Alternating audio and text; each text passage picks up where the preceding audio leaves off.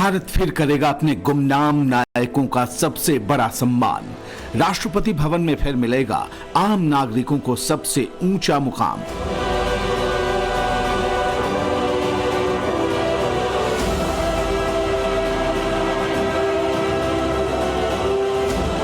जिनकी सिफारिश किसी ने नहीं की, कभी नहीं की, उनकी सिफारिश खुद मोदी सरकार ने की। फिर एक बार आगे बढ़ा असली कर्मवीरों को सम्मान देने का सिलसिला।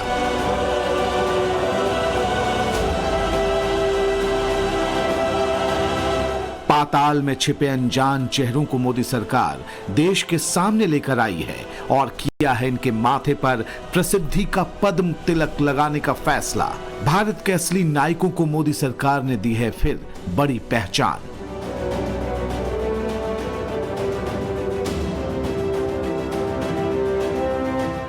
जिन्होंने देश की सेवा में जिंदगी खपा दी, लेकिन जिन्हें अपने इलाके के बाहर कोई पहचान नहीं मिली, जो संघर्ष का दूसरा नाम रहे, लेकिन जिन्हें सरकारों ने शायद ही कभी सलाम किया, उनकी खातिर ही हुआ है सबसे बड़ा ऐलान पद्म पुरस्कारों का, ऐलान पद्मश्री का। आजादी के अमृतकाल में, गणतंत्र के स्वर्णिम काल में संघर्ष को, सेवा को, कला को, समर्पण को मोदी सरकार ने दिया है उसका असली मुकाम। ये पहचान पद्म पुरस्कारों की है।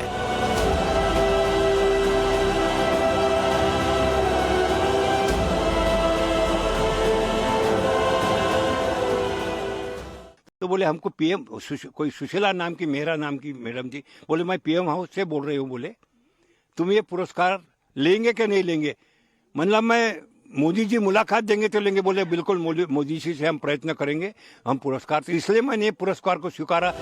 2024 के पद्म पुरस्कारों की लिस्ट सिर्फ एक फहरिस्त भर नहीं है। इनमें देश की ऐसी दर्जनों हस्तियों के नाम स्वर्ण अक्षरों से लिखे गए हैं जिन्होंने बड़े मकसद के लिए अपनी जिंदगी लगा दी। अब इनके नाम पद्मश्री सम्मान का ऐलान हो चुका है। इन चेहरों को गौर से देखिए, सभी पद्मश्री सम्मान के लिए चुने गए हैं। इस बार जिन 110 हस्तियों को पद्मश्री देने की घोषणा हुई है, उनमें से ज्यादातर को अब तक काम के मुताबिक पहचान नहीं मिली थी। समाज सेवा हो या पर्यावरण संरक्षण, मेडिसिन का सेक्टर हो या क्राफ्ट का, हर क्षेत्र के गुमनाम नायकों को मोदी सरकार ने तलाश कर बाहर निकाला है। मकसद है पद्म पुरस्कारों से सम्मानित करने का। छत्तीसगढ़ के जगेश्वर यादव को अब से पहले आप शायद ही जानते होंगे।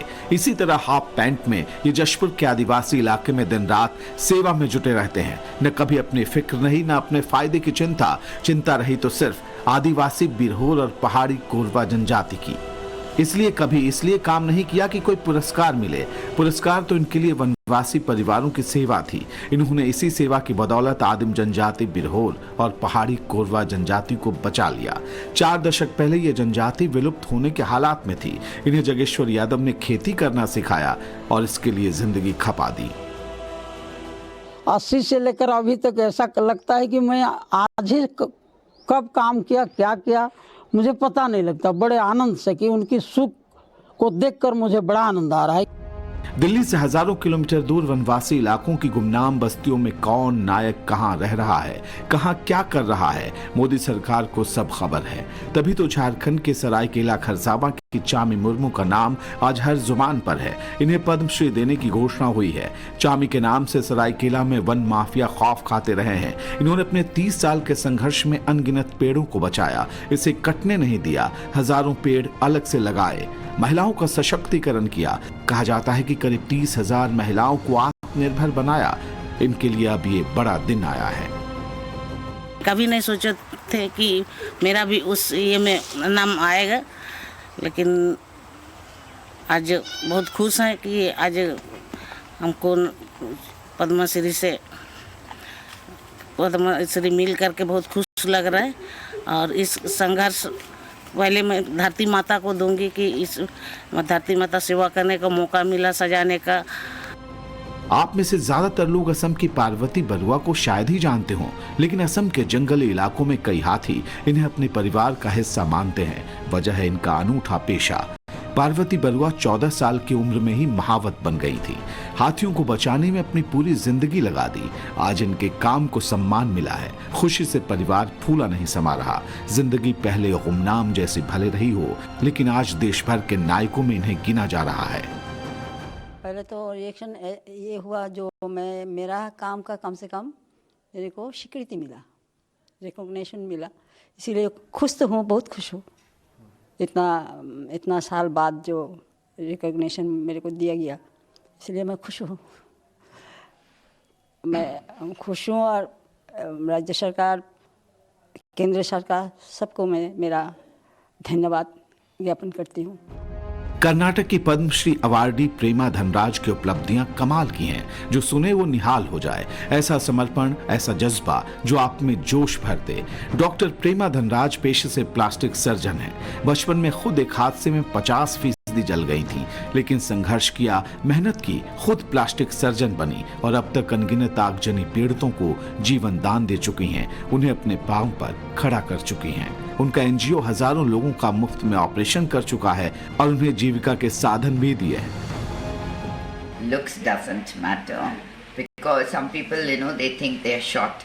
Some people think they're too tall. Some people think they're fair. Some are dark. Some are thin. Some are stout. Nothing matters actually. Each person God has created, and I think they should use that creation to their own, well-being. Modi सरकार ने असली नायकों को देश के कोने कोने से खोज निकाला है। यह है जम्मू कश्मीर के गुलाम नबी डार। कला के क्षेत्र में पद्मश्री से नवाजे जाने का ऐलान हुआ है। 5 दशकों से गुलाम नबी लकड़ी पर खूबसूरत कलाकारी का दूसरा नाम माने जाते हैं। कहते हैं इनकी कलाकृतियों से नूर टपकता है। अब इन्हें देश भर में पहचान मिलने जा रही है। कोई अवार्ड मिलता है तो उससे बहुत हौसला अफजाई हो जाती है। वो उसके बाद वो कोशिश करता है मैं इससे भी आगे बढ़ूंगा, क्योंकि ये बहुत खुशी की बात है। तो ये मेरी मेहनत का फल है अल्लाह की मेहरबानी से। मैं बहुत खुश हूँ, मेरा अयाल भी खुश है, हम सारे खुश हैं।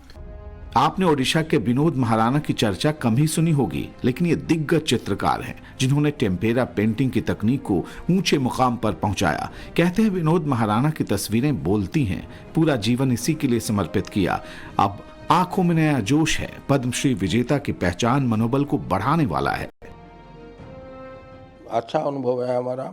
हम जानता है ये हमारा कलाकार के लिए एक समाज व सरकार स्वीकृति, हम लोग स्वीकृति पाते हैं ये अवार्ड के माध्यम में। हमारा जो बच्चे लोग वो देख कर खुश होते हैं और कुछ नया काम करने के उत्साहित होते हैं। ये सिर्फ उंगलियों पर गिने जाने वाले नाम हैं। फहरिस्त तो लंबी है, काफी लंबी, और इन नायकों की कहानियां ऐसी, संघर्ष ऐसा, त्याग ऐसा कि पत्थर भी मुस्कुरा उठे। लेकिन पहले ये पहचान एक छोटे दायरे तक सीमित थी। अब पूरा हिंदुस्तान इनसे परिचित हो चुका है। हमें शौक है कि हम उससे मिले।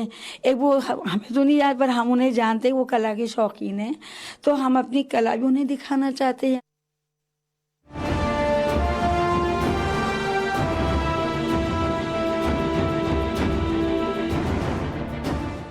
देश के सबसे बड़े सम्मान महोत्सव यानी पद्म पुरस्कार समारोह में इस बार भी देश के असली नायकों का जब सम्मान होगा तो यहां अंडमान निकोबार की के चलममाल भी नजर आएंगी। दक्षिण अंडमान में इन्होंने ऐसे इलाके में 10 एकड़ का ऑर्गेनिक फार्म तैयार कर लिया जहां किसी ने ऐसा प्रयोग तक नहीं किया था। इस अनूठे काम के लिए अब इन्हें पद्मश्री अवार्ड के लिए चुना गया है। अब इन चेहरों को गौर से देखिए। क्षेत्र कोई भी हो, लेकिन जिसने भी अपने हुनर से देश का मान बढ़ाया, उन्हें सम्मानित करने में जरा भी देर नहीं हुई।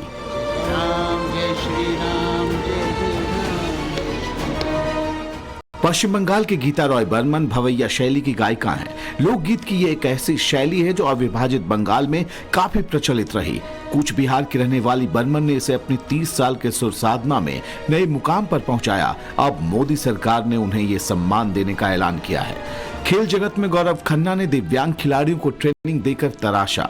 लखनऊ के रहने वाले खन्ना पैरा बैडमिंटन टीम के कोच हैं। अब उन्हें उनकी सेवा का सम्मान पद्मश्री के रूप में मिलने जा रहा है। झारखंड की रहने वाली पूर्णिमा महतो तीरंदाजी की कोच हैं। अपनी ट्रेनिंग से टीम को ऊंचे मुकाम तक पहुंचाया, देश का नाम रोशन किया। अब समय पर पर सम्मान मिलने वाला है।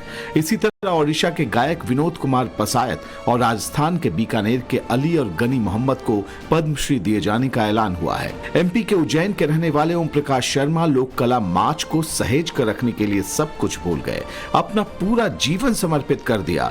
जब सिर्फ 8 साल के थे तभी से मार्च के लिए नाटक लिखने की शुरुआत की। अब कला के लिए पद्मश्री देने की घोषणा हुई है। बहुत खुशी का पल है, क्योंकि जब आप किसी कार्य में बहुत लंबे समय तक तल्लीन हो जाते हैं और उसके बाद आपको कुछ परिणाम भी मिलने लग जाते हैं, तो आप कहीं ना कहीं चाहते हैं कि उसका रिकॉग्निशन हो, ताकि आपको ऊर्जा मिल सके, उस कार्य को दुगनी प्रगति से, दुगनी गति से आगे बढ़ा सकें। बहुत अच्छा लग रहा है और मैं कभी सोची भी नहीं थी मैं इस लेवल पे जाऊंगी, तो मुझे बहुत खुशी है। मोदी जी का शुक्रिया अदा करते हैं। मोदी जी का हम तहे दिल से धन्यवाद करते हैं।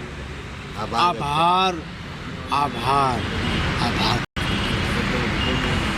सीमा नहीं हमारे पास, जो हमारी कला को जो उन्होंने समझा है और उन्होंने जो एक प्रसाद के रूप में जो हमारा हौसला बढ़ाया है। प्रसन्नता है। सारी उम्र भर शास्त्रीय संगीत, सुगम संगीत, लोक संगीत और माज की सेवा की है। और हमारे प्रधानमंत्री जी नरेंद्र मोदी जी, अमित शाह जी, हमारे मुख्यमंत्री मोहन यादव जी, अनिल फिरोजिया जी, इन्होंने प्रयास किया तो हमको अवार्ड मिला। बड़ी प्रसन्नता, इनका हम धन्यवाद करते हैं। हर नायक की कहानी पावर बूस्टर की तरह है। आप जानेंगे तो हैरान होंगे। हैरानी इस बात की भी होगी कि आखिर अब तक इन्हें इनके योगदान के मुताबिक बड़ा सम्मान क्यों नहीं मिला। ये तस्वीरें मध्य प्रदेश के डॉक्टर भगवती लाल राजपुरोहित की हैं। धार जिले के चंदोड़िया के रहने वाले राजपुरोहित हिंदी संस्कृत के विद्वान हैं, लेकिन सबसे ज्यादा काम मालवी भाषा के प्रचार प्रसार के लिए किया। कालिदास की रचनाओं का मालवी में अनुवाद किया, कई किताबें लिखी। साहित्य के सूरमा को अब पद्मश्री मिलने जा रहा है। जो सम्मान प्राप्त हुआ है, ये सब हम अपने माता सरस्वती की कृपा है, गुरुजनों की कृपा है और आप सब सज्जनों की कृपा है, का प्रेम है। इन दिग्गजों के नाम देखकर ही हम कह रहे हैं कि पद्म अवार्ड वाली लिस्ट देखी क्या, क्योंकि वाकई असली हीरो को देख फिल्मी हीरो को कोई भी भूल जाएगा। मोदी सरकार ने जिस तरह गुमनामी के पाताल से पराक्रमियों को खोज निकाला, वो गजब है। क्योंकि राम राज्य के लिए नायकों की जरूरत होती है और उनकी खोज आसान नहीं होती, इसलिए पद्म पुरस्कारों की लिस्ट में हर क्षेत्र को, हर राज्य को जगह दी गई। नागपुर के डॉक्टर चंद्रशेखर मिश्राम न्यूरोलॉजिस्ट हैं। आप शायद जानते भी नहीं हो, लेकिन उनके काम की अलग पहचान है। अब पद्मश्री सम्मान मिलने जा रहा। CR चंद्रशेखर बेंगलुरु के जाने माने साइकेट्रिस्ट हैं, इन्हें भी पद्म अवार्ड दिया जा रहा। डॉक्टर एकलव्य शर्मा पश्चिम बंगाल के सिलीगुड़ी के रहने वाले हैं। साइंस और इंजीनियरिंग के लिए पद्म अवार्ड के लिए चुना गया है। खूब भालो लगता, खूब भालो लगेगा।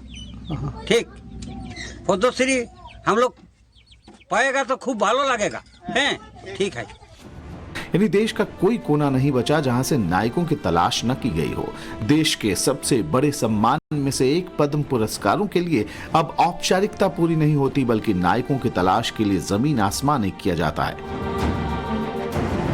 इस बार 17 हस्तियों को पद्म भूषण सम्मान के लिए चुना गया है। इनमें जानी मानी गायिका उषा उत्थुप भी हैं। यह खबर सुनकर वो भावुक हो गईं। संगीत की लंबी साधना में उनकी मेहनत पर जब सरकार ने पद्म तिलक लगाया तो ये बड़ा मौका बन गया। सबको मैं बता दूं पहले से, मैं जब भी खुश हो जाती हूँ तो रो देती हूँ।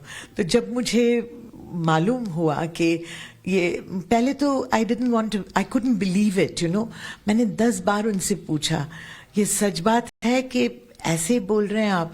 तो उन्होंने कहा नहीं, ये सच बात है, लेकिन अभी किसी को मत कहिए, जरा ठहरिए, let it be formal and then you can talk about it. I couldn't believe it, it was so fantastic. साफ है कि इस बार के पद्म पुरस्कारों की फहरिस्त का हर नाम पूरे भारत के उन नायकों को प्रेरित करेगा जिनकी मेहनत अगले साल सफल हो सकती है, क्योंकि अब असली हीरो की पहचान उनके नाम और सिफारिश से नहीं, बल्कि उनके देश के लिए योगदान से होती है। ब्यूरो रिपोर्ट, टाइम्स नाउ नव भारत।